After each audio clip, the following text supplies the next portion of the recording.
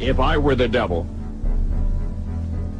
if I were the prince of darkness, I'd want to engulf the whole world in darkness, and I'd have a third of its real estate and 4/5 of its population, but I wouldn't be happy until I had seized the ripest apple on the tree.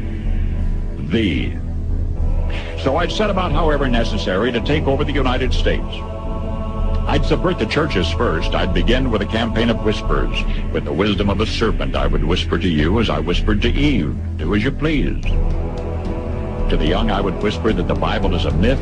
I would convince them that man created God instead of the other way around. I would confide that what's bad is good and what's good is square.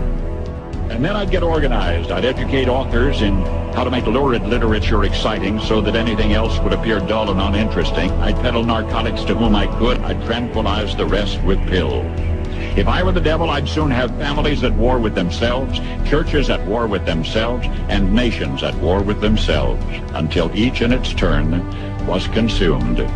And I'd have mesmerizing media fanning the flames.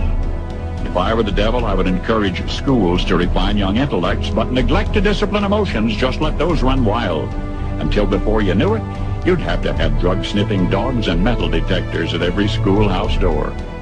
Within a decade, I'd have prisons overflowing. I'd have judges promoting pornography. We're talking about 8-year-olds and 9-year-olds and 11-year-olds and 12-year-olds.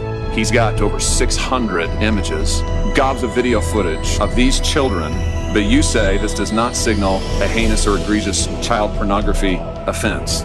And then you went on to say the defendant was merely trying to satisfy his curiosity. That's somehow a reason to only give him 3 months. Help me understand this.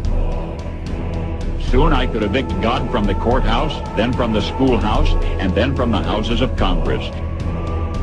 I would lure priests and pastors into misusing boys and girls and church money.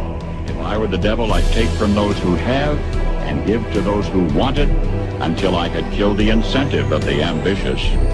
I would caution against extremes. Donald Trump and the MAGA Republicans represent an extremism that threatens the very foundations of our republic. I would convince the young that marriage is old-fashioned, that swinging is more fun, that what you see on TV is the way to be. In other words, if I were the devil, I'd just keep right on doing what he's doing. Paul Harvey. Good day.